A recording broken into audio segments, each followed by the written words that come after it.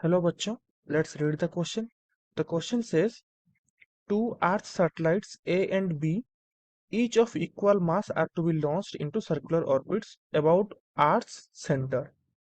Satellite A is to be orbit at an altitude of 6400 km and B at 19200 km. The radius of the Earth is 6400 km. Determine which one has the greater total energy.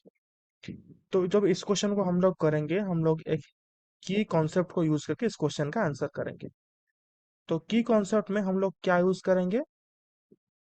जो total energy होता है, total energy होता है वो कितना होगा? वो होगा kinetic energy plus potential energy. और हमें पता है जो काइनेटिक एनर्जी होता है वो कितना होता है? वो होता है जी एम 1 mm/2r। और पोटेंशियल एनर्जी कितना होता है? -G/m/m/r। तो कितना होगा ये होगा -G/m/m/2r।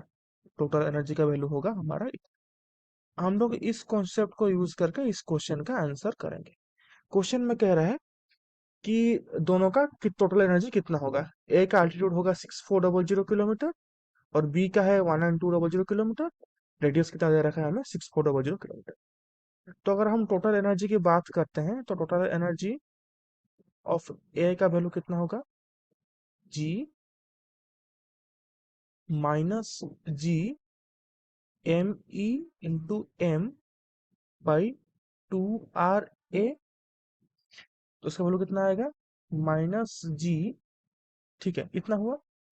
Total energy of B कितना होगा? ये होगा -G/m/e/m/2r/b। दोनों को हमें डिवाइड करना है, दोनों को हमें डिवाइड करना है। देखो यहाँ पर जो ये -G/m/e और ये G/m/e कट गया। ठीक है, तो total energy of A by total energy of B कितना होगा? आंसर ये होगा, आंसर कितना होगा? 2r/b/2r/a। तो यहाँ पर देखो ये 2 भी कैंसिल आउट हो रहे हैं, तो r/b/r/a। तो यहाँ पर r/b का वैल्यू कितना है? r/b का वैल्यू कितना हो जाएगा? 6400 प्लस 19200, क्योंकि अल्टीट्यूड इतना है और सेंटर जो रेडियस है वो इतना होगा, डिवाइडेड बाई r/a का वैल्यू कितना है? 6400 प्लस 6400। तो इसका आंसर हो जाएगा 2। तो हम लोग क्या लिखेंगे? हम लोग लिखेंगे total energy of A by total energy of B is equal to 2। ठीक है, तो हम लोग यहाँ पर ऐसा कह सकते हैं कि जो टोटल एनर्जी है वो ए का बड़ा होगा टोटल एनर्जी ऑफ बी।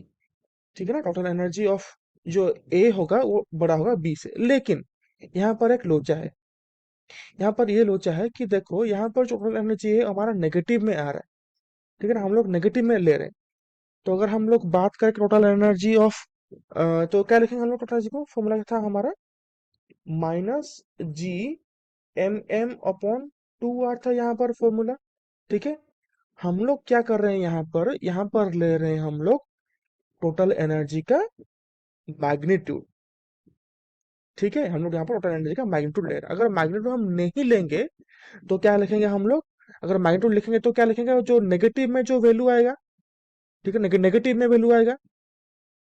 तो नेगेटिव में जो वैल्यू आएगा, तो यहाँ पर अगर हम मैग्नीट्यूड नहीं लेंगे, सिर्फ टोटल एनर्जी लेंगे, तो हम लोग करेंगे क्या? टोटल एनर्जी ऑफ बी बड़ा हो जाएगा ए से। हमें क्वेश्चन में कुछ मेंशन नहीं किया गया कि कौन सा टोटल एनर्जी यूज करना है ना। हमें क्वेश्चन है कि व्हिच वन है the total greater total energy. अगर हम मॉड्यूलस लेंगे, मतलब उसका मैग्नीट्यूड ले लेंगे उसका, तो ए का बड़ा होगा बी से। अगर मैग्नीट्यूड हम नहीं लेते हैं, वैसा का वैसा रहने देते हैं, तो बी का बड़ा होगा ए से। ये हो जाएगा हमारा final answer. I hope you understood it well. All the best for your exam.